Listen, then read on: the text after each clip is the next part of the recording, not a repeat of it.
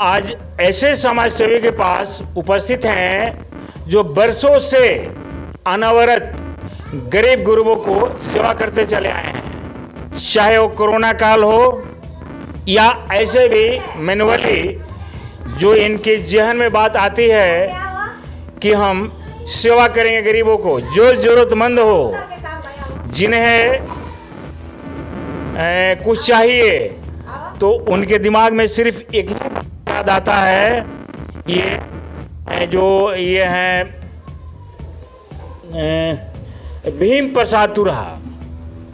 बताते चलेंगे कोरोना काल में इन्होंने घर घर जा कर के चावल राशन पहुंचाया था। इतना ही नहीं, अगर किसी गरीब के बेटी का शादी लगे तो उसमें भी इन्होंने बढ़ चढ़ करके भाग लिया था। निस्वार्थ निःशुल्क, ये इनकी फितरत में शामिल है कि हम अगर जिंदा हैं तो औरों को जिंदा रखेंगे। कहीं ना कहीं इनके बात जहन में ये बात चल रही है कि मालिक अगर दिए हैं तो हम गरीबों के साथ शेयर करेंगे। आज इन्हीं के परिवार से इलेक्शन लड़ रही हैं, वो हैं शोभा देवी। यानी शोभा देवी भीम प्रसाद तुरहा के धर्मपत्नी हैं। समाज में आज इनका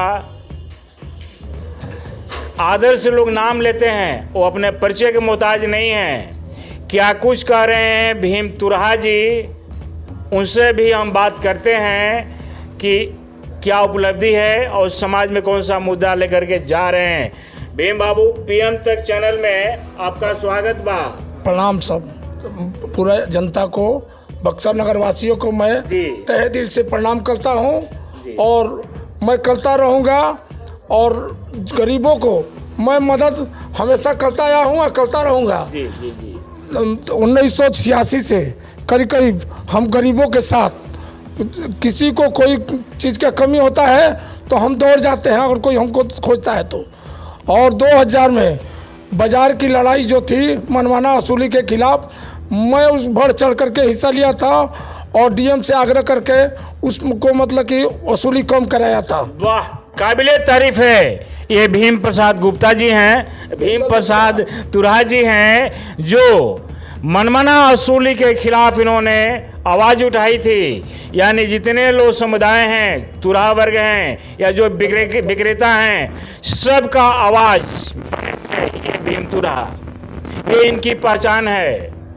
कहीं ना कहीं हर जनमानस की जहन में बात तैर रही है कि वही भीम जी हैं जो हर जो तुरहा समाज हैं या जो सब्जी बनिया बेचते हैं, नून तेल, सबका आवाज़ बुलंद करने वाले यही हैं, ये शख्स। जी हाँ, और आपने सर क्या क्या किया था? और जो 2019 में कोरोना के समय मैंने देखा कि सब लोग परेशान हैं, मतलब कि चावल आटा और आलू प्रसारित किया था, मतलब कि गरीबों को दिया था। फिर अगर गली वली कहीं इधर उधर काम लगता है तो अपने पैसे से करा देता हूँ, किसी से कहता नहीं हूँ।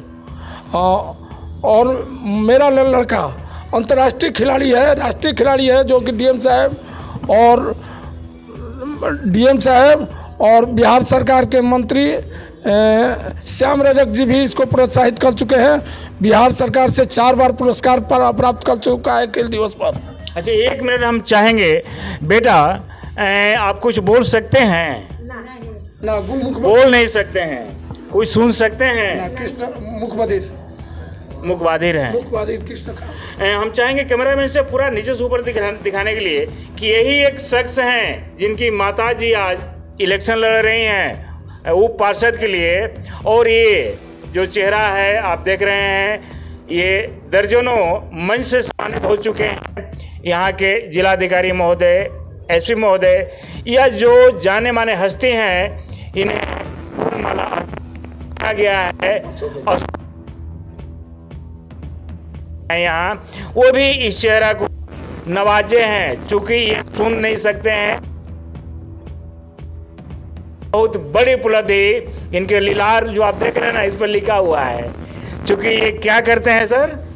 ये कराटा में अंतर्राष्ट्रीय गोल्ड मेडल प्राप्त कर चुका है नेपाल को हरा करके, और चेन्नई में जाके कुश्ती में नेशनल गोल्ड मेडल प्राप्त कर चुका है।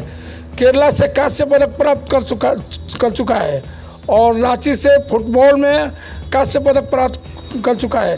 अभी पटना 25 नवंबर को खेल दिवस हो रहा था, पाटलिपुत्रा स्टेडियम में दूसरा स्थान प्राप्त करके लाया है। वाह, कमाल के, क्या नाम है इनका? कृष्णकांत तुरा। कमाल के ये हैं। पूरा बिहार, पूरा भारत हमारा देख रहा है कि ये गोल्ड मेडलिस्ट अगर कोई बिहार के लाल हैं। और 2011 में किला के मैदान में दौड़ में प्रथम स्थान लाया था 2011 में। वाह, तो ये बक्सर के रत्न कहें या हीरा के टुकड़ा कहें, यही हैं। इनकी माता जी हैं यहाँ जो इलेक्शन लड़ रही हैं। इनसे भी दोस्तों हम जानेंगे। हमने के आज माता रानी के छत्र छाया में बनी जा, आपके घर आंगन में देख रहे हैं। चाहेंगे दिखाने के लिए कैमरामैन से, जितने हम भी नमन करते हैं माता रानी या पूजा पाठ भक्ति में काफ़ी आप रुचि रखीला। देख रहे हैं कि तरह तरह के जो भी देवता देवी के यहाँ पूजा करते हैं, तो क्या इसका श्रेय मिलेगा इस इलेक्शन में? इसका लाभ मिलेगा? हाँ, माता रानी देगी।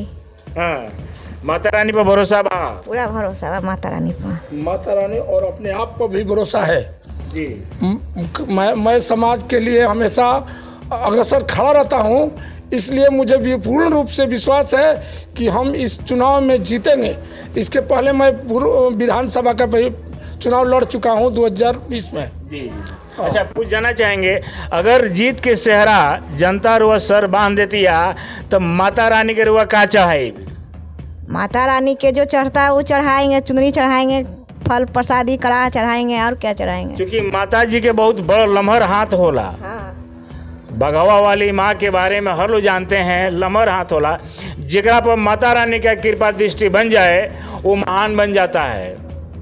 तो एक ये तो आस्था की चीज़ हो गया है, हर लोग नमन करते हैं। लेकिन इस बीच में अपना किया हुआ कार्य, समाज के बीच जो आपका जलवा है, सामाजिक पहचान है, उसका इस युग में काफ़ी महत्व रखता है। जिस तरीके से आप समाज को सेवा किए हैं, ज़रूरतमंद को मदद किए हैं, तो क्या लगता है कि वोट का आधार बनेगा? बनेगा। जितना हमारे पति किए हैं सेवा, वो सब मिलेगा हमारा। पति के का नाम हो? भीम प्रसाद तुरहा।